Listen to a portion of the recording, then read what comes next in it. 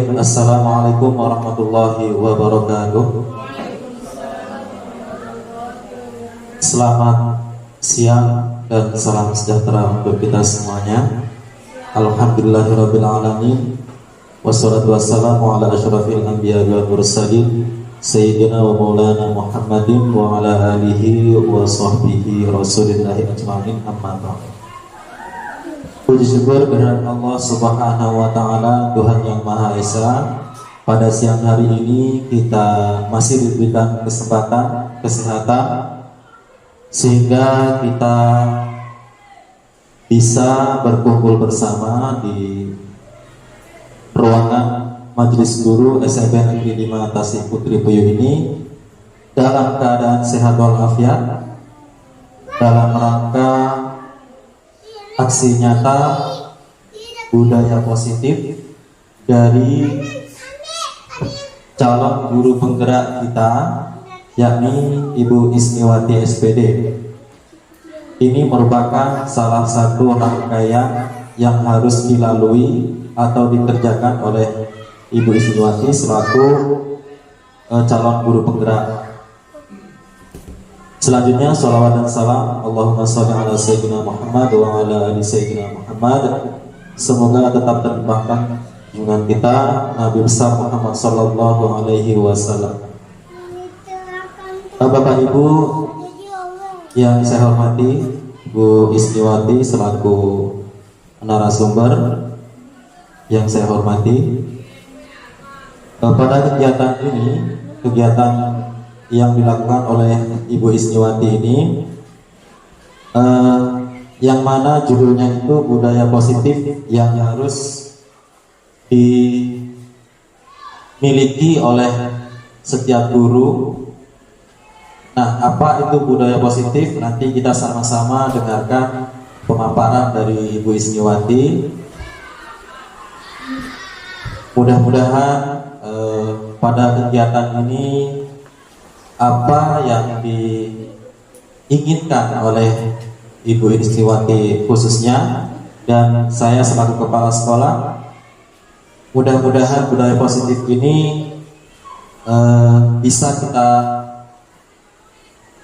miliki dan kita jalankan di lingkungan pendidikan kita. Kemudian dalam hal ini saya selaku kepala sekolah mohon maaf kepada Ibu Isniwati selaku pemateri. Kalau seandainya guru-guru yang hadir ini tidak banyak, ya inilah kondisi sekolah kita yang mana gurunya memang tidak banyak dan ada pula yang sedang cuti. Terima kasih juga kami sampaikan kepada Bapak Ibu guru yang dari SD sebelah yang sudi ikut menghadiri acara yang kami selenggarakan ini. Mudah-mudahan nanti bisa Ibu terapkan di sekolah Ibu.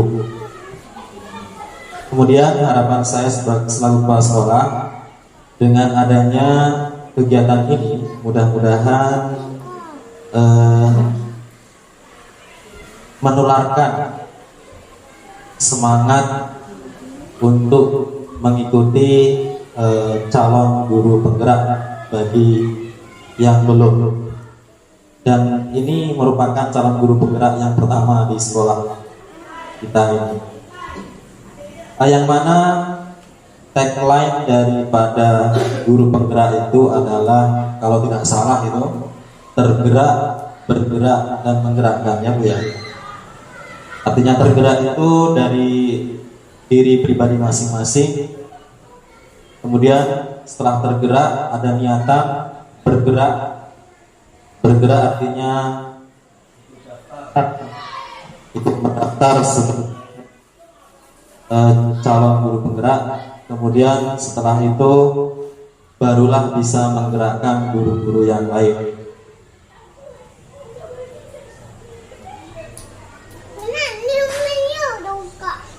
Nah, untuk tidak memperpanjangkan mukadimah ataupun sambutan sekaligus membawa acara ini, saya cukupkan sampai di sini dulu. Adapun tadi pembukaan sekaligus sambutan saya selaku kepala sekolah, kemudian acara selanjutnya yaitu acara inti pemaparan materi oleh Ibu Isniwati. Kepada Ibu Isniwati kami persilakan dengan segala hormat. Bismillahirrahmanirrahim. Terima kasih kepada Pak Wahid selaku Kepala Sekolah SMP Negeri 5 Tasikmalaya. Baiklah, pertama-tama saya mengucapkan puji syukur kehadiran Allah Subhanahu Wa Taala, di mana hari ini kita diberi kesehatan sehingga kita dapat berkumpul di ruang yang sederhana ini. Kemudian tidak lupa juga salawat serta salam ke baginda Rasulullah SAW dengan mengucapkan Allahumma sholli ala Muhammad wa ala ali Muhammad. Selanjutnya terima kasih kepada Bapak Ibu yang sudah hadir untuk mengikuti aksi nyata berbagi yaitu budaya positif. Baiklah, tidak memperpanjang waktu lagi, saya ada sebuah pantun ya Bapak Ibu ya. Tapi ini pakai tulis nih sepantunnya.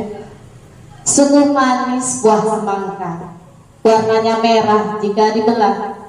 Sebelum acara kita buka, mari bersama ucapkan Bismillah. Bismillahirrahmanirrahim.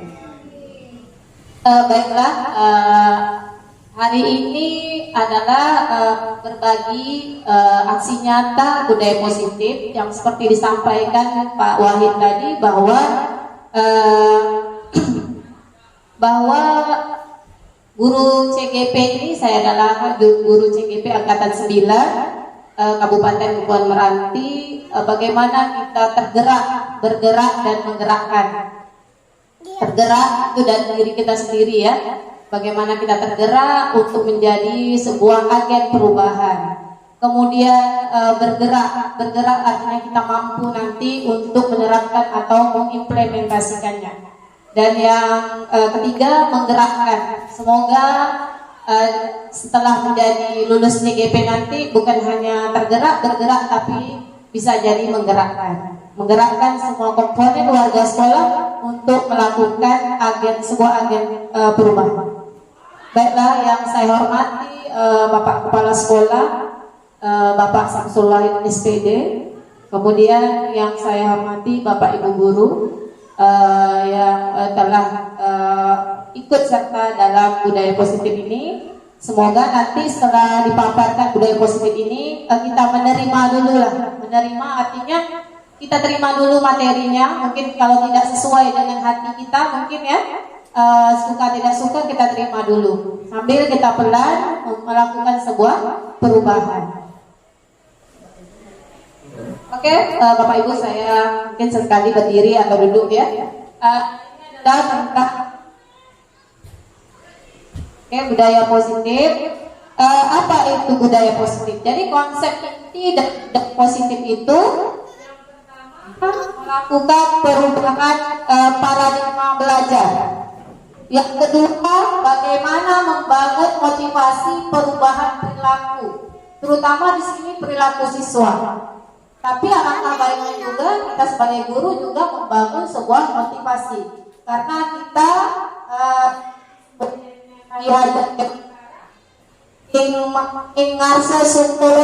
bagaimana kita mencontohkan sikap keteladanan kita.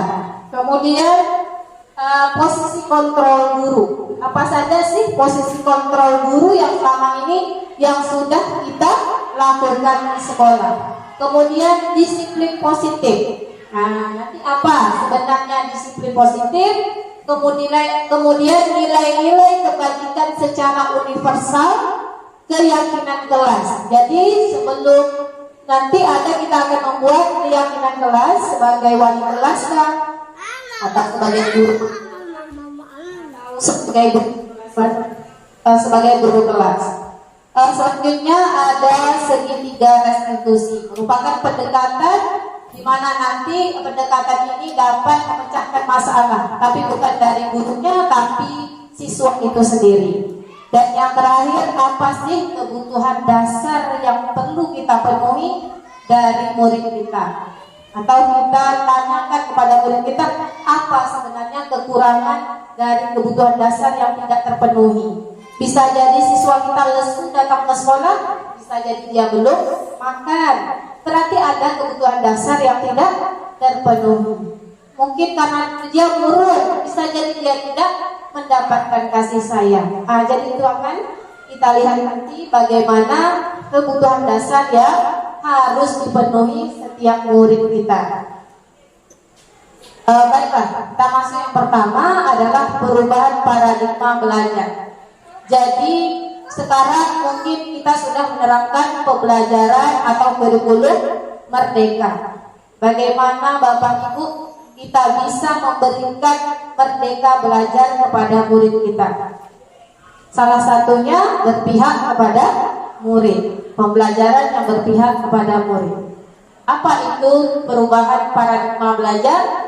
Yaitu pembelajaran dengan paradigma baru yang merupakan pembelajaran yang dirancang berdasarkan prinsip berdiferensiasi.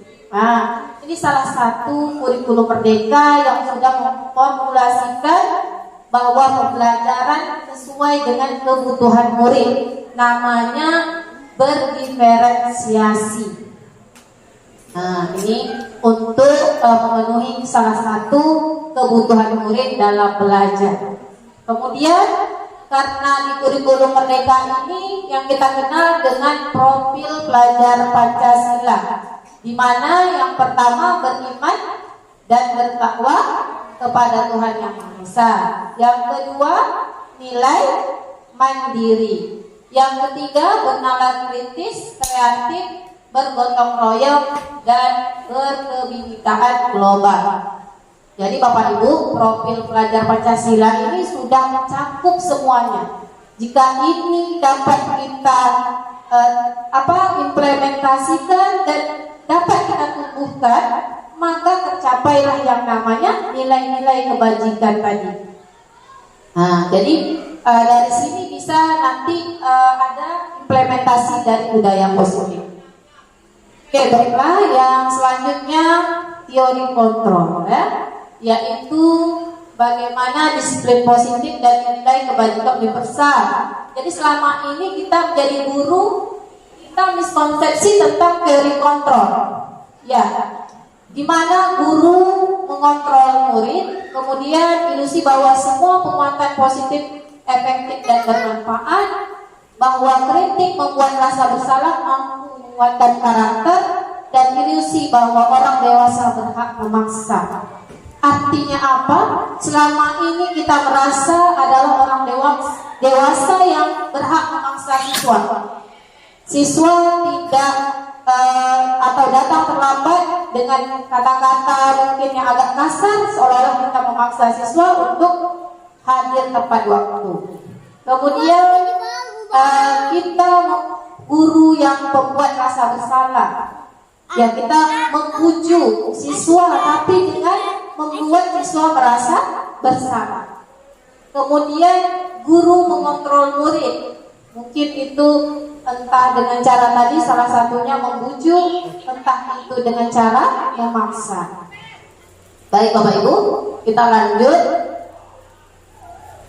Kita beralih di mana seseorang bisa berubah dari paradigma stimulus respon kepada pendekatan teori kontrol, yaitu perbedaannya bisa dilihat di depan bahwa realitas kebutuhan kita sama, itu stimulus respon. Kalau teori kontrol, realitas kita berbeda. Semua orang melihat hal yang sama, setiap orang memiliki gambaran yang berbeda. Artinya apa? Artinya setiap orang itu memiliki perbedaan. Kita selama ini menganggap sesuatu itu sama saja. Kita tidak pernah melihat bagaimana latar belakang dan keberagaman siswa kita itu tadi. Bisa jadi ada siswa kita yang tak terpenuhi kebutuhan dasar. Itu salah satu stimulus respon ke teori kontrol. Kemudian perilaku buruk dilihat sebagai suatu kesalahan. Semua perilaku memiliki tujuan. Jadi kita memandang anak ini berbuat seperti ini kenapa ya? Ya, kok bisa ya semakin hari siswa itu semakin bertambah terlambat. Lalu kita hukum siswa suruh push up. Kira-kira Bapak Ibu ada nggak perubahan? Ya, jadi ada sebuah cerita, dia adalah seorang wakil kurikulum di sekolah. Ini adalah instruktur kami ya. Jadi dia adalah wakil kesiswaan. Jadi karena dia mengajar di SMK, siswanya itu banyak ya, pakai satu tulis ribuan. Setiap hari itu ada siswa yang terlambat sebanyak 50 orang setiap hari. Sudah dilakukan hukuman seperti di push up, memungut sampah dan sebagainya. Tetapi setelah dilihat, tetap saja besoknya anak tadi terlambat. Nah, jadi di sini bisa kita ambil bahwa bisa jadi bukan itu obatnya. Jadi siswa kita terlambat ini gimana caranya? Bisa jadi dengan hukuman push up bukanlah obatnya. Memungut sampah bisa jadi kalau orang sakit kepala, kita kasih sakit pening, belum tentu dia sakit kepala. Bisa jadi ada penyakit lain. Jadi itulah gambarannya Bapak Ibu.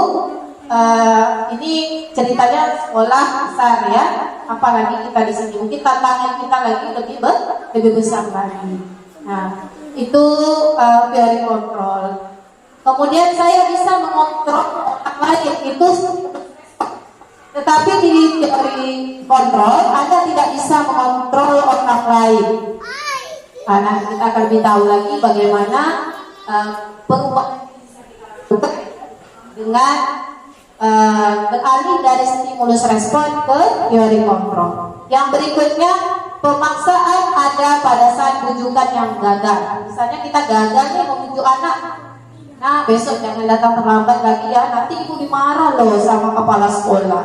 Ibu harus ngomong apa dengan kepala sekolah? Dan sekali besok anak itu terlambat lagi, akhirnya bukan rujukan lagi, tetapi akan dilakukan pemaksaan. Itu kita dengan marah, menghardik, menghukum dan sebagainya. Tuh. Kolaborasi dan konsensus menciptakan pilihan-pilihan baru. Jadi boleh dilakukan konsekuensi, asal konsekuensi bukan termasuk yang hukuman tadi. Kemudian model berpikir menang kalah. Kalau di teori kontrol, model berpikir menang-menang. Jadi kita bagaimana bisa mencapai tujuan dari pendidikan itu sendiri. Oke, baiklah, kita lanjut. Apa sih disiplin positif? Jadi dalam kata disiplin ini mengacu kepada kata disiplina, yaitu artinya belajar. Disiplin mengacu disiplin diri. Jadi Bapak Ibu tidak mudah yang namanya membangun sebuah kedisiplinan. Kenapa? Kita sendiri saja, mungkin saya pribadi mungkin belum optimal dalam melaksanakan disiplin. Tapi mudah-mudahan dengan adanya yang saya dapatkan ilmunya dari CGP ini bisa setidaknya merubah diri saya dulu. Baru saya bisa melakukan perubahan kepada komponen yang lain. Kemudian disiplin positif merupakan salah satu cara penerapan disiplin yang bertujuan untuk menumbuhkan kesadaran serta memberdayakan peserta didik tanpa imbalan atau reward, ancaman ataupun hukuman. Tetapi anak sadar bahwa disiplin itu penting. Nah, nanti bagaimana ya kita menanamkan supaya anak itu bisa sadar dari dirinya sendiri. Bukan motivasi itu hanya datang dari luar, tapi bagaimana motivasi secara intrinsik atau dari dalam. Nah, jadi efeknya apa setelah mereka disiplin? Yaitu mereka berperilaku mengacu pada nilai-nilai kebajikan universal tadi dan memiliki motivasi intrinsik dalam perubahan perilaku ke arah yang lebih baik.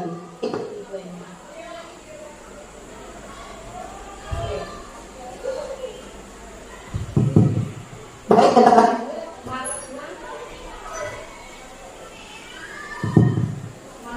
dari nilai-nilai kebajikan. Ya, ini yang dikemukakan oleh William Glasser.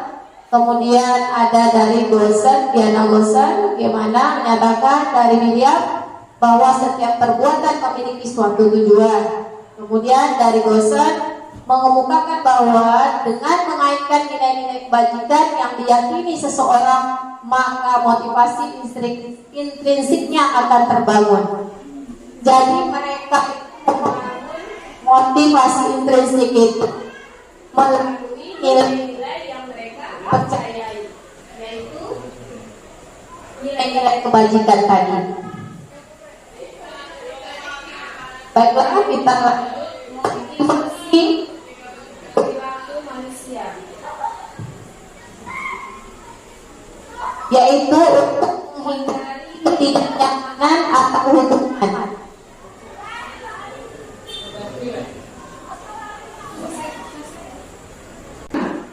Yang pertama,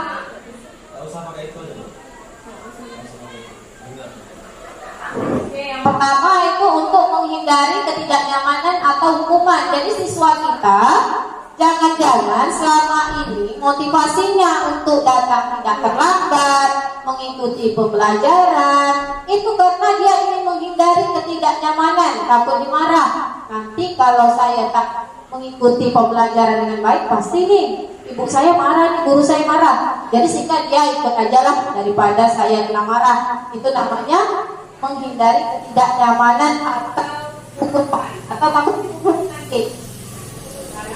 Pula pungut sampah. Yang kedua, untuk mendapatkan imbalan atau penghargaan dari orang lain. Misalnya siapa yang mau bertanya, nanti kalau dapat jawab ibu kasih permen. Itu motivasi yang datang dari penghargaan atau imbalan. Jadi motivasi ini tidak bertahan lama, jangkanya pendek. Jadi Bapak Ibu, dia tidak bertahan lama. Kita bagaimana motivasi yang intrinsic itu yang bertahan lama dari siswanya. Kemudian yang kedua ini untuk menjadi orang yang mereka inginkan dan menghargai diri sendiri. Kalau bisa yang ketiga ini yang bisa kita bangun dari murid kita, yaitu untuk menjadi orang yang mereka inginkan dan menghargai diri sendiri dengan nilai-nilai yang mereka percaya. Misalnya, saya datang tepat waktu karena menerapkan nilai tanggung jawab. Saya membuat tugas tepat waktu karena saya mandiri. Jadi nilai-nilai inilah yang harus kita tumbuhkan di dalam diri peserta didik kita. Oke, sini Bapak Ibu gimana sebelum lanjut ke firman dengan penjelasan saya tadi cukup jelas atau bagaimana? Oke, kalau cukup jelas hukuman ya. Ini menarik ini, pasti ada yang ingin tak menerima nih, Gus nih, macam mana nih kalau hukuman tidak ditiadakan? Sulit juga kami apalagi guru SD misalnya ya. Jadi kita ketahui dulu apa itu di sini ya. Jadi hukuman di sini bersifat tidak berencana. Kita tidak merencanakan sebenarnya, tetapi tiba-tiba kita terpikir, dia terlambat ya, apa mau disuruh? Mau sampah aja lah, sampah banyak, ya kan? Tidak terencana. Kemudian tidak tahu apa yang akan terjadi dan tidak dilibatkan. Jadi murid itu tidak pernah dilibatkan. Tidak pernah dibuat sebuah kesepakatan kalau kamu terlambat itu harus ngapain, tidak ada. Kemudian ini berdampak kepada fisik dan psikis murid. Di mana murid yang dihukum ini pertama dia merasa sakit hati dan dia merasa tersakiti. Bapak ini awal terlambat disuruh cuci WC. Jadi ada dendam kepada guru, membenci guru ya. Itu hukuman. Jadi ada juga trauma kepada salah satu.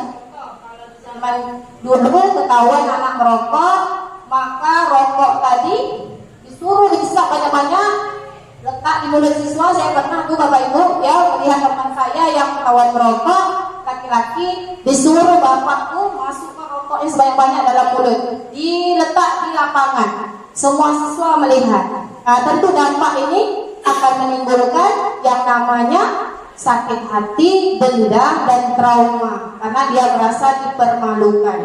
Berubahkah anak itu tadi Bapak Ibu? Tidak. Saya ingat teman saya itu tetap aja nakal ya, tetap aja dia perokok. Nah ini, jadi kalau tidak ibaratkan lain sakitnya dikasih obat lain juga tidak sembuh. Itu. Oke, selanjutnya apa itu konsekuensi? Konsekuensi ini adalah dia terencana dan dia disepakati. Kemudian sudah dibahas dan disetujui oleh murid dan guru. Jadi Bapak Ibu sudah berdiskusi dengan siswa membuat kesepakatan. Misalnya, kamu merobek, kalau kamu merobek, kamu konsekuensinya mengganti buku temanmu. Misalnya seperti itu. Ya, jadi ada nyambung apa yang dibuat salah itu yang disuruh konsekuensinya. Kemudian memang ini juga ada rasa sakit hati juga dari siswa, tapi tidaklah dalam jangka waktu yang lama. Jadi anak itu sakit hati seketika aja, karena dia udah tahu itu sudah disepakati. Kemudian itu ada contohnya di depan Bapak Ibu ya, itu sudah dijelaskan mungkin Bapak Ibu paham apa itu konsekuensi yang bedanya dengan hukuman tadi. Sekarang apa itu restitusi? Restitusi adalah proses menciptakan kondisi bagi murid untuk memperbaiki kesalahan mereka. Mereka belajar dari kesalahan, kemudian bisa kembali ke kelompoknya dan dengan karakter yang lebih kuat. Jadi gini maksudnya Bapak Ibu, restitusi itu bagaimana kita memberikan ruang kepada murid untuk berpikir memecahkan masalahnya sendiri, yaitu dengan nanti pedomannya sudah membuat keyakinan kelas. Itu restitusi. Di restitusi anak yakin anak tidak akan terjadi yang namanya disakiti. Kemudian anak bisa kembali kepada kelompoknya atau menjaga hubungan baik itu antara guru dan kepada teman-teman yang lain. Yang restitusi. Ini kita langsung saja masuk kebutuhan dasar. Jadi kebutuhan dasar manusia itu ada 5. Pertama, kebutuhan untuk bertahan hidup. Ini contoh tempat tinggal, makanan, itu namanya bertahan hidup. Kemudian kebutuhan kasih sayang diterima, love and balance. Ya kita mulai bacanya. Kemudian berikutnya kesenangan, fun ya. Yang berikutnya kebebasan dan penguasaan. Jadi kadang-kadang anak kita itu dia supaya bisa merasa diterima, ya buatlah cari perhatian kita. Bisa jadi dia kurang kasih sayang di rumah. Jadi gimana ya supaya ibu perhatikan saya, dia mau merasa diterima. Kemudian kesenangan, misalnya bapak kita mengajar nih, anak sibuk main di belakang, sibuk saja itu mengganggu temannya. Ternyata dia sedang mencari kesenangan tersendiri. Gimana ya caranya mengatasi masalah itu? Kan itu ada formulanya. Kemudian penguasaan, bisa jadi dia selama ini ingin menjadi pemimpin, ya, merasa ingin menjadi seorang pemimpin. Pemimpin di sini entah itu di kelompoknya atau bagaimana. Kemudian kebebasan, dia bosan disuruh melukis, bisa jadi dia tak suka melukis, kita suruh juga melukis. Ya, ternyata dia bosan masih melukis itu saja, gunung misalnya ya, atau apa yang kita suruh rumah, dia bosan. Jadi dia pengen kebebasan. Oke, kita lihat Bapak Ibu posisi kontrol restitusi. Baik, kita mulai dari ada 5 posisi kontrol kita. Yang pertama sebagai penghukum, dan yang kedua pembuat rasa bersalah. Penghukum ini biasanya ya, tidak semuanya gitu ya. Biasanya bapak-bapak ya. Kemudian di sini tidak. Kemudian pembuat rasa bersalah. Ini masih ada nih guru nih, ya, pembuat rasa bersalah. Maksud saya mungkin melakukan yang namanya pembuat rasa bersalah. Ya, maju dengan siswa kita, ya, supaya siswa merasa bersalah. Dan kalau ini ibu masuk, saya juga pernah begitu karena saking naketnya anak di kelas tak dapat, akhirnya kita pulang yang merajuk. Ada juga guru yang selalu membuat rasa bersalah. Itu nanti gimana kalau ibu dimarah sama kepala sekolah, karena tak kasihan sama ibu. Itu juga membuat rasa bersalah. Anak memang baik saat itu karena dia merasa dirinya tak berguna, karena aku selalu aja disalahkan oleh guru. Kemudian sebagai teman, ini guru sebagai teman ini ada juga. Kenapa? Ya, karena siswa merasa senang, karena siswa merasa senang. Ibu bapak guru kami itu enak loh berteman, tapi dia hanya agaknya teman, tetapi guru lain tak mau dia. Contoh Pak Rudin, dia menganggap siswanya mungkin sebagai teman. Ayo nak, tapi dia nurutnya sama Pak Rudin saja. Kepada guru lain tidak menurut.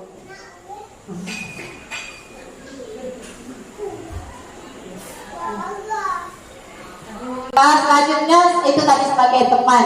Jadi teman di sini ya boleh saja, tapi janganlah dominan. Nanti anak itu hanya nurut pada kita saja. Dengan guru lain itu tidak mau nurut. Kemudian pemantau ini ya pengawas ya, dia menjalankan apa saja sebagai ketentuan saja. Misalnya tak buat tugas dah tak dinilai. Apalagi kalau tak membuat tugas tepat waktu, ya nilainya sekian. Itu pemantau. Kemudian yang terakhir ini, kalau bisa kita sampai ke posisi ini berarti kita sudah mantap ya, mantap dengan materi posisi kontrol guru, yaitu memposisikan sebagai manajer. Apakah aku? Ya, mungkin siapa yang kira-kira bisa menentukan dengan kalimat ini?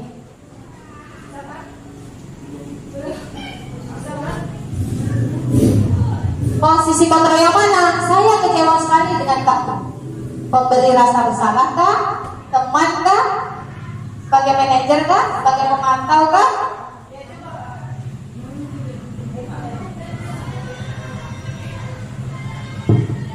Jadi kalau kita lihat berarti posisi ini adalah pemberi rasa bersalah. Betul? Kasih butuh Pak Alek ya. Lanjut. Ini siapa bisa jawab? Baik, bisa kan?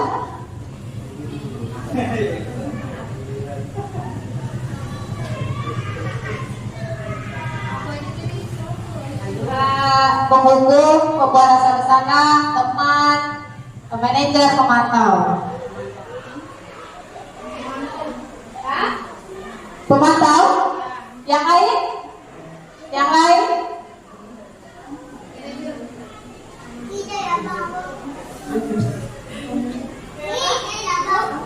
Kamu ini tidak pernah benar melakukannya.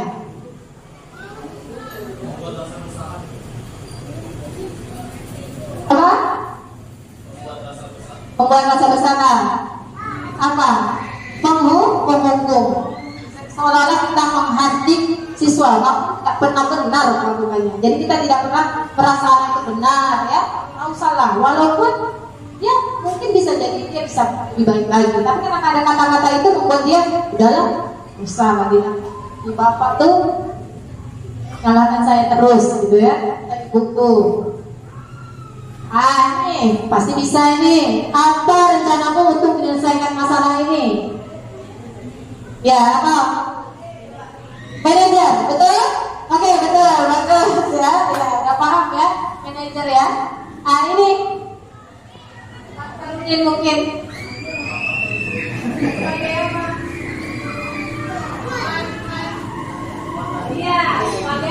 teman ya. Jadi ayo lakukan dengan demi bapak, demi ibumu, itu teman itu ya. Ya dia santai ya. Nah ini apa? Pemantau. Jadi pemantau tidak akan mendapatkan nilai jika tidak mengerjakan tugas. Jadi itu pemantau. Mungkin sampai di sini dulu atau dilanjutkan atau ada pertanyaan tentang posisi kontrol buku tadi.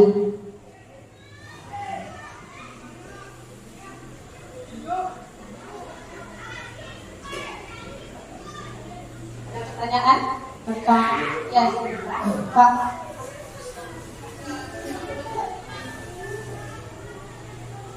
Baik, bismillahirrahmanirrahim. Assalamualaikum warahmatullahi wabarakatuh. Waalaikumsalam warahmatullahi wabarakatuh. Saya dari Majelis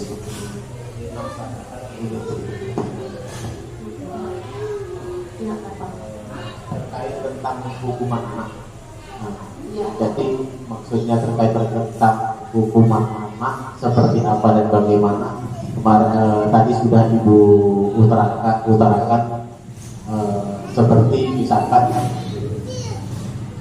memberi hukuman itu sesuai dengan perbuatannya. Artinya seandainya salah satu si A merobek atau merusak buku temannya dan harus bisa menggantikan buku temannya, kan begitu tadi Bu ya.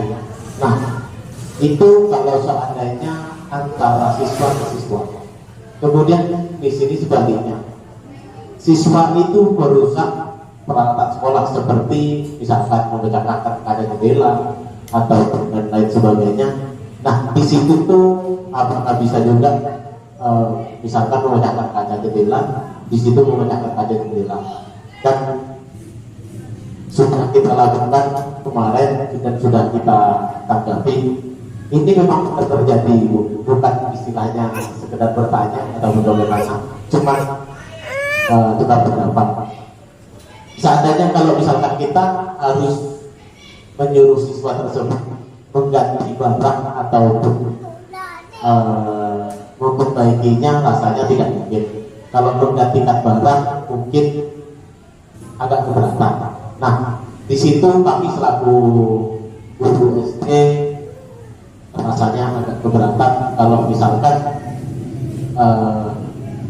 siswa merusak barang tersebut dan harus menggantikan barang tersebut.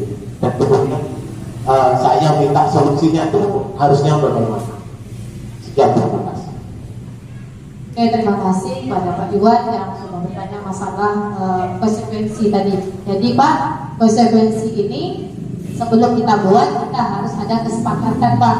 Apalagi kalau memang hambatan kita di sini adalah kita belum bisa menanamkan nilai-nilai kebajikan tadi. Bagaimana anak tadi mencintai lingkungan sekolah, bertanggung jawab.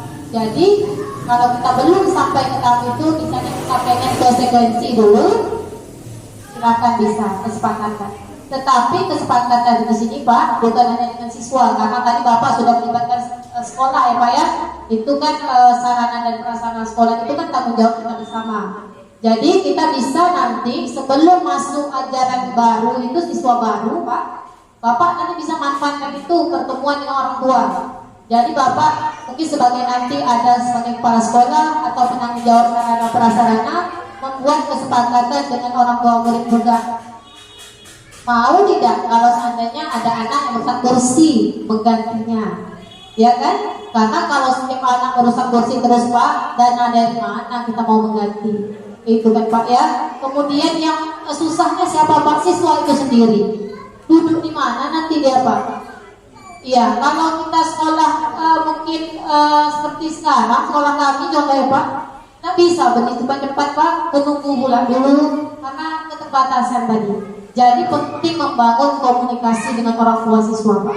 Jadi ambil kesempatan ketika dia masukkan anak dia ke sekolah, hari pertama mungkin dia mengantarkan anak dia sekolah, buat surat undangan pada orang tua, ada pertemuan. Karena tanggung jawab mendidik ini Pak bukan hanya diserahkan kepada guru, tetapi melibatkan orang tua. Ada komponen yang namanya lingkungan, yaitu keluarga, masyarakat, kemudian lingkungan sekolah. Jadi ini Pak perlu konsekuensi ini perlu kesepakatan. Tapi saya rasa kalau sudah ketemu kesepakatan tidak ada orang tua yang berat lagi kan Pak, karena yang namanya kesepakatan bersama. Tapi kalau kita tiba-tiba meminta ganti, rasanya sulit Pak. Itu Pak jawaban yang bisa mungkin saya berikan.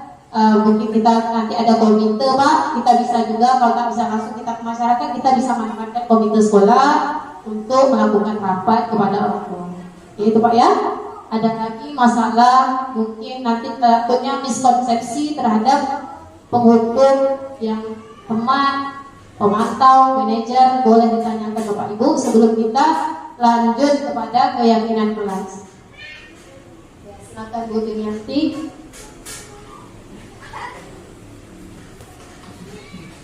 Assalamualaikum warahmatullahi wabarakatuh.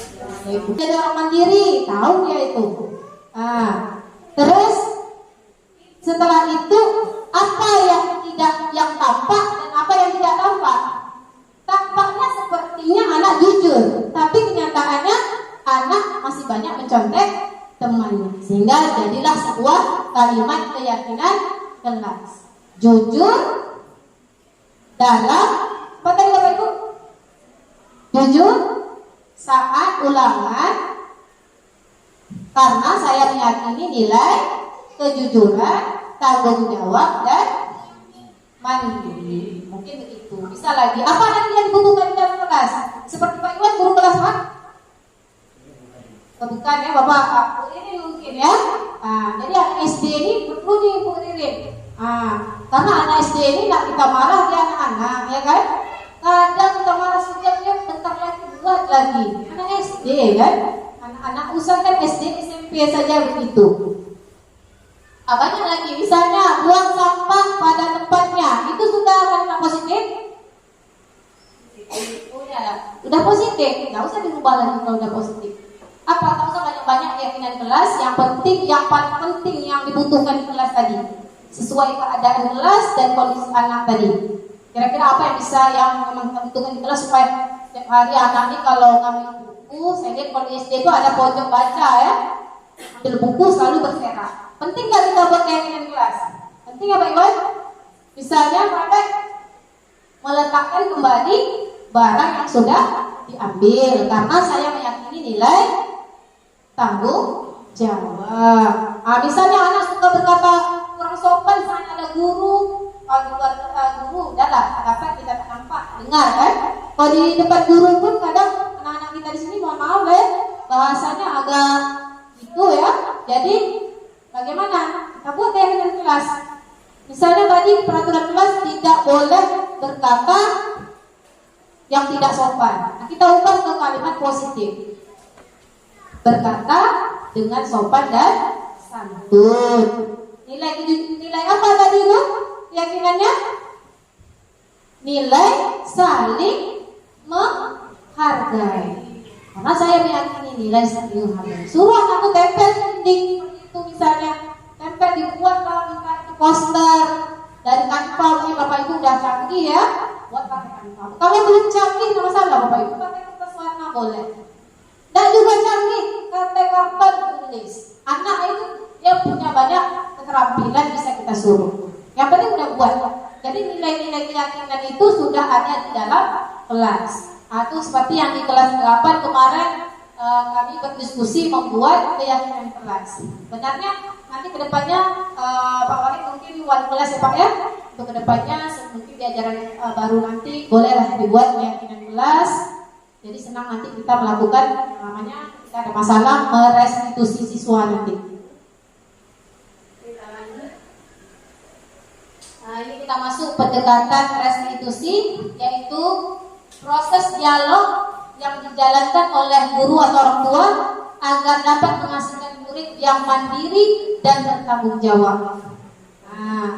Bagaimana pendekatan restitusi? Ada 3 tahapan restitusi. Yang pertama, menstabilkan identitas. Jadi anak berkelahi ini Bapak Ibu. Kalau bapak sini, anak bertambah apa Bapak Ibu? Kamu yang kelahi sini, tambah apa? Kalau anak SD langsung menangis, apa yang direstitusi? kalau udah menangis. Jadi kita kita tenangkanlah dia dulu. Itu menstabilkan identitas. Bagaimana identitas yang gagal menuju identitas yang sukses. Anak-anak kan dia tak tahu ya, berkelahi dia ingin mempertahankan dirinya, diajak kawannya bertumbuh. Bagus tak? Ada nilai positifnya Bapak Ibu. Dia berusaha mempertahankan diri, tapi caranya ya salah. Ya. Nah, itu kita tenangkan anak dulu karena dia saat itu sedang mengalami kegagalan identitasnya. Kita tenangkan, kita ajak ke anak, harus mau ke kantor Bapak Ibu. Ya, apalagi anak SD nggak usah bawa ke kantor, dia takut itu kalau kantor. Bisa di ruang yang lain atau sambil duduk-duduk boleh. Ya, apalagi anak SD boleh lah kita pegang kepalanya ya. Kalau anak SMP itu udah agak lain ya. Nah itu udah enak. Apalagi kalau bapak-bapak yang bilang kan enak juga kan. Kan ada remaja ya, anak SD bisa lah kalau dia nangis. Kemudian validasi tindakan yang salah. Kita boleh menanyakan alasannya. Kenapa nak kamu berbuat seperti itu? Nah, boleh dengan bahasa yang sebagai orang tua. Lalu baru nanti kita tanyakan ke yang. Ini ada contoh Bapak Ibu, saya sudah membuat kemarin restitusi.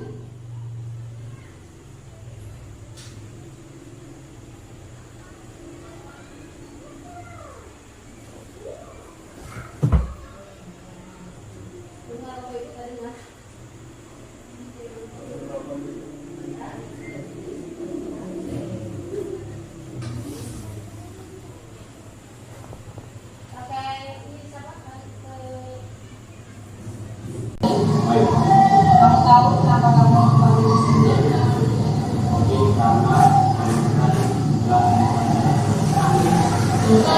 Kira-kira dari yang dijelaskan ya kenapa?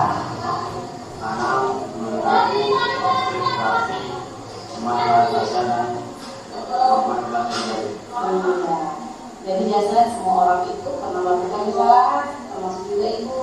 Tapi yang ingin berubah menjadi orang yang baik. Kira-kira kamu mau nggak masalah ini kita selesaikan? Mau ya?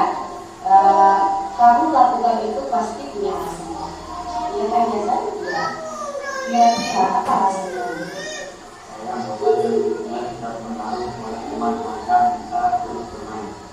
Baik, alasannya ya.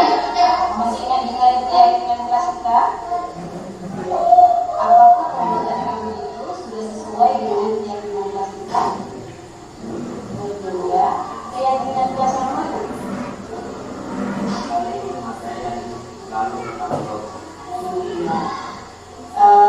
Kira-kira dari masalah ini apa solusi yang bisa kamu berikan?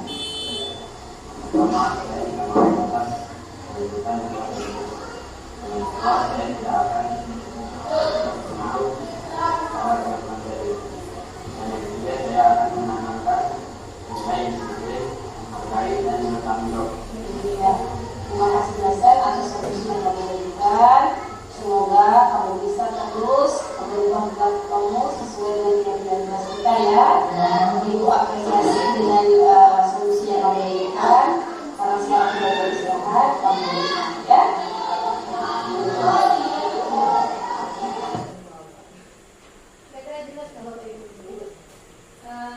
Itu salah satu contoh.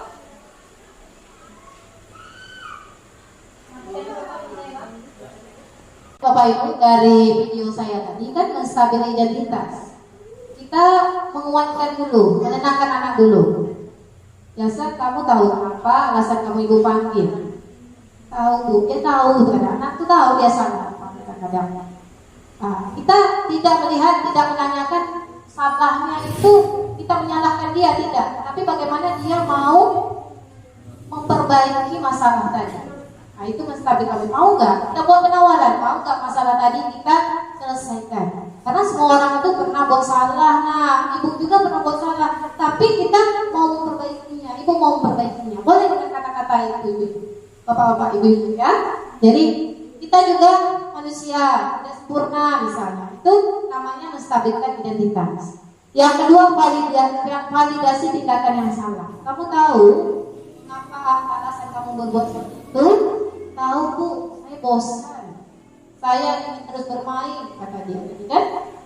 Nah, kira-kira baik enggak perbuatan kamu seperti itu? Tidak Bu. Tahu dia Bapak Ibu. Jadi gimana caranya? Nah, katanya ya udah Bu, saya akan menanamkan nilai-nilai tanggung jawab. Maka kita tanyakan lagi, sesuai nggak dengan keyakinan kelas kita? Berarti yang ketiga kita menanyakan keyakinan. Jadi untuk melakukan segitiga restitusi, sarannya kita sudah membuat keyakinan kelas bersama dengan siswa. Tetapi posisi kita di sini sebagai apa, Bapak Ibu? Posisinya apa tadi? Manajer. Kita bukan penghukum dengan pertanyaan yang keras seperti menghardik, itu tidak boleh juga ya. Jadi restitusi ini adalah suatu penyelesaian masalah yang dibuat, yang dipikirkan oleh siswa. Tapi Bu, kalau SD gimana Bapak Ibu? Ya kita bisa lah. Kira-kira kalau tidak tahu keyakinan kelas, kita ingatkan lagi. Ini kan tentang kita dengan siswa kita, tapi dia yang lebih banyak memecahkan masalah, bukan dari kita. Kira-kira kalau kamu tidak pakai sepatu, ada nggak solusinya dari kamu? Tak paham misalnya SD, gimana supaya dia paham? Ada nggak sepatu lain? Nah, ada Bu. Bisa nggak nanti kita diberikan nama, kita yang buat penawaran, anak itu yang memikirkan solusi.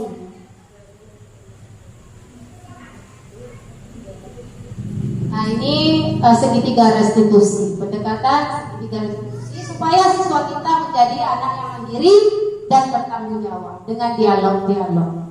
Nah ini ya mudah-mudahan sudah paham menstabilkan identitas, bagaimana validasi tindakan yang salah, dan bagaimana menanyakan keyakinan.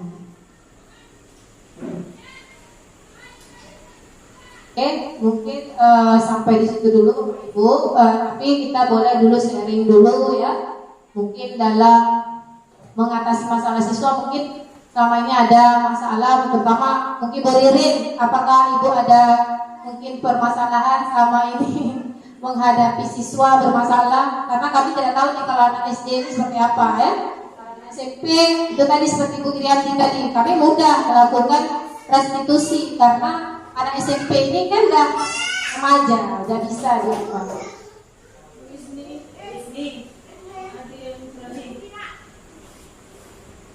Ada pertanyaan tentang restitusi? Bapak Pak Wahid mau bertanya, Pak Wahid. Oke, silakan. Assalamualaikum warahmatullahi wabarakatuh. Di sini saya bukan bertanya, mungkin saya akan memberikan sedikit pandangan saya mengenai apa itu peraturan, apa itu keyakinan ataupun apa namanya tadi yang kelas tadi itu, kesepakatan kelas.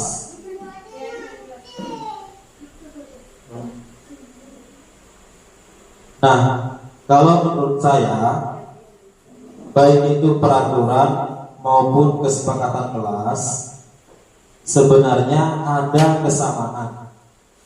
Entah itu kata-katanya ada kesamaan. Mungkin kalau di K13 itu namanya peraturan, tata tertib. Kemudian kata-katanya diubah menjadi keyakinan kelas, kemudian kesepakatan kelas. Nah, pada intisarinya itu sama. Kemudian yang membedakan itu adalah prosesnya. Kalau di K13 itu memang tidak ada yang namanya disepakati terlebih dahulu. Tata tertib tahu-tahu sudah ada, sudah dibuat. Kemudian peraturan sudah dibuat.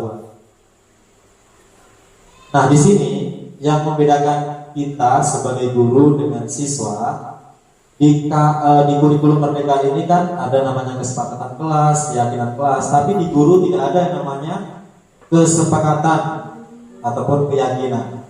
Kita sebagai guru yang ada adalah peraturan, tata tertib. Memang sebelumnya itu menjadi pertanyaan bagi saya, saya atau kita sebagai guru harus menerapkan kesepakatan keyakinan, sementara kita sendiri harus menghadapi yang namanya peraturan dan pokoknya peraturan, ya. Nah, bedanya itu kalau siswa itu belajar dan kita itu bekerja, beda. Kita bekerja mendapatkan upah ataupun gaji. Nah, itulah yang tidak ada yang namanya kesepakatan. Kalau kita mau masuk, kalau tak mau tak usah masuk. Kalau kita sudah masuk, kita harus mengikuti peraturan itu. Itulah konsekuensi daripada bekerja. Beda dengan sekolah atau belajar. Nah, terkait masalah pertanyaan Bu Irianti tadi, bagaimana caranya kita sebagai guru, tadi sudah diberikan contoh oleh Ibu Ismiwati. Ada 5 contoh yang biasa digunakan oleh guru dalam menghadapi permasalahan yang dilakukan oleh siswa. Nah, di situ ditekankan memang harus menggunakan pendekatan yang nomor 5, guru sebagai manajer. Nah, itulah kata-katanya yang digunakan kalau menghadapi permasalahan dengan siswa. Kemudian kita ini tahun ke depan itu sudah 3 kelas atau semua kelas sudah menggunakan kurikulum merdeka. Yang salahnya kita atau salahnya saya sebagai kepala sekolah di awal tahun itu tidak membuat kesepakatan bersama dengan orang tua dan stakeholder yang terkait. Bukan tidak ya, tapi belum.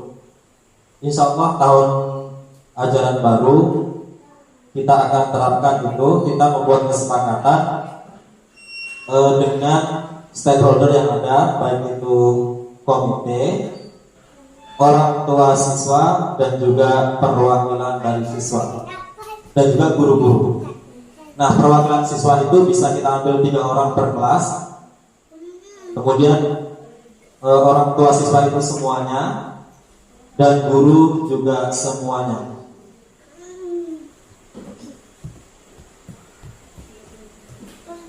Kemudian ini ada sedikit yang saya masih bingung. Nah, permasalahan di kelas maupun di sekolah yang melibatkan kenakalan ataupun ketidakdisiplinan siswa itu kan banyak. Karena permasalahan anak ini kan begitu kompleks. Entah itu nonton HP atau main game, entah itu kumpul kawannya, tertulis gitu kan. Jadi itulah yang masih saya bingung, bagaimana merangkum kalimat-kalimat yang bisa semua permasalahan itu sepertinya sudah ada di situ. Nah, ini terima kasih. Assalamualaikum warahmatullahi wabarakatuh. Terima kasih atas masukan dari Pak Samsul Wahid untuk perbaikan kita ke depan. Jadi kalau masalah keyakinan kelas, mungkin yang paham kelasnya adalah guru, wali kelasnya. Kemudian kalau dia guru kelas, ya guru kelasnya. Kalau Pak Wahid tadi bagaimana nanti membuat kesepakatan atau keyakinan untuk ke sekolah, itu nanti kita bisa mendiskusikan kalimat apa yang nanti yang bisa memecahkan masalah-masalah tadi. Yang penting nilai-nilai kebajikan itu sudah mewakili. Nah, misalnya anak tidak bertanggung jawab dalam merusak misalnya sarana prasarana sekolah. Nilai karena saya meyakini nilai apa. Jadi setidaknya merangkum ke situ kalau kita kata-katanya. Tapi nanti akan dipikirkan lagi, mungkin kalau untuk membuat kesepakatan atau keyakinan sekolah, mungkin kita rapatkan lagi antar guru karena nanti banyak sekali masukan-masukan apa, permasalahan-permasalahan apa yang perlu kira-kiranya dibuat. Nah, jadi paling tidak ada satu kalimat yang bisa merangkum ya semuanya lah kalau bisa. Nah, Nah, nanti muncul tuh bahwa setelah dirampaikan nanti bisa kita libatkan juga orang tua, pemangku kepentingan dan sebagainya. Oke, mungkin itu saja lah Bapak kita diskusi hari ini dengan segala macamnya. Jadi alhamdulillah Allah memberikan kita terus kesehatan sampai hari ini, semoga saya buat sampai selesai. Jadi itu tadi masukan dari Pak Wahid, saya apresiasi sekali. Berarti untuk kedepannya kita Pak Wahid mungkin ada PR untuk kita, bagaimana kita bisa menerapkan budaya positif ini atau mengimplementasikan budaya positif ini. Jadi dengan ada generasi seperti ini setidaknya membuka pemikiran kita soal penerapan yang nanti kita cari strateginya. Oke? Hanya itu yang bisa saya sampaikan. Kalau di awal ada pantun, terakhir ingat yang negara pantun ya, burung garabun, burung cendrawasih. Wah ya, kalau nangis wah, cari dulu kota Papua. Cukup sekian dan terima kasih. Semoga budaya positif bermanfaat untuk semua. Oke, sebelum kita semua dulu